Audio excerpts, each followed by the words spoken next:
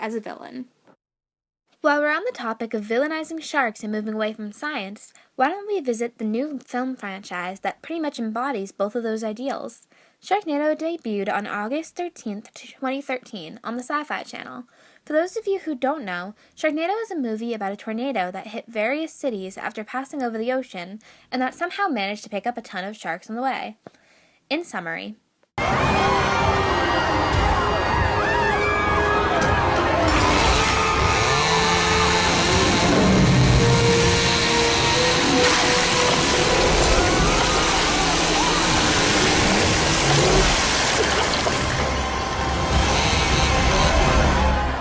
the main question that usually comes up during this film is why someone actually took the time and spent the money to produce it. The film was produced by the firm Asylum, notorious for chugging out the god-awful B-rated movies that sci-fi is known for. They mass-produce cheap films for people to watch when they feel like watching something light and funny. They make money via cheap production costs and movie deals with Netflix, Amazon, and the likes. The speed of their production allows them to produce a ton of movies per year, averaging 25 when big studios average 15. The Asylum managed to hit it big with Sharknado, as the film was just stupid enough to catch the attention of the general public as Shark Week was coming to an end. The movie went viral, and celebrities gravitated toward it like flies. As a result, both the sequel and the third installment of the franchise are littered with cameos by celebrities, with everyone from Billy Ray Cyrus to Neo. Everyone wanted to be eaten by a flying shark. All of these cameos caused the viewing base of the film to widen and bring even more attention to what was already a sensation. The film received so much attention, in fact, that many people started to fear that a Sharknado could actually occur. This absurd film sparked a fear so real that the government felt it necessary to release a statement declaring that Sharknadoes were, in fact, impossible. This goes to show the extent to which people are willing to go to ignore science and rational thought when they are faced with the idea of a shark, all due to the fear that our pop culture has trained us to associate with the animal. Due to all of the bad press that sharks receive, there is almost a brand that coincides with the word shark. Shows like Shark Tank play upon the competitive spirit that sharks are associated with, as well as playing to the idea that the show itself is stressful and bloodthirsty. The same idea applies with terms like loan shark, or varying companies that use the word shark in their names. The term has come to mean ruthless, competitive, and predatory, instead of signifying an animal.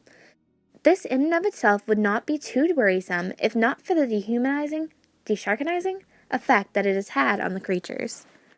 These dehumanizing effects have led to horrors such as this. Sharks are endangered all over the world, and one of the reasons, unfortunately, is soup. I'm Jonathan Bird, and this is Shark Academy.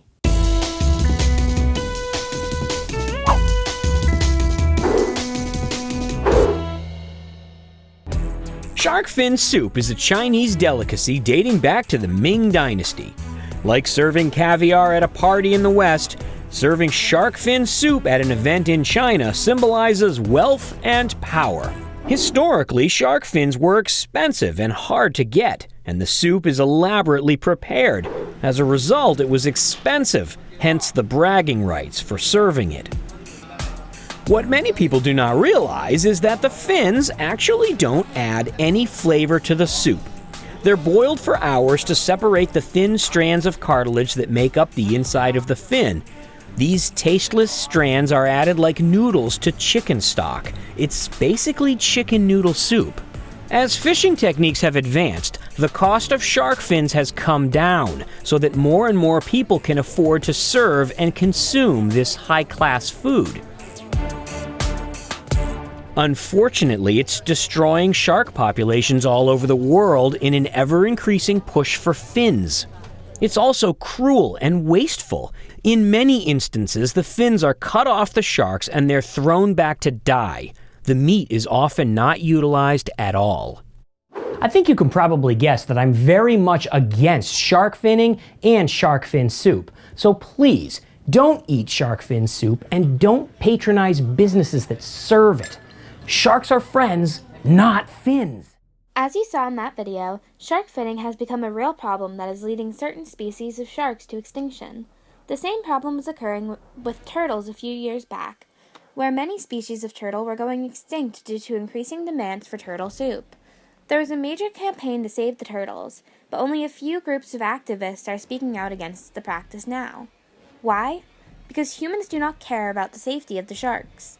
It has been ingrained into us that sharks are the enemy, and so we are letting them die without a word of protest. The same issue is playing out in Western Australia as a 3-month program designed to curb the shark population occurred in the summer of 2014. The plan was to catch large sharks on the drum lines in the ocean and then kill any tiger, bull, or great white shark that was longer than 10 feet.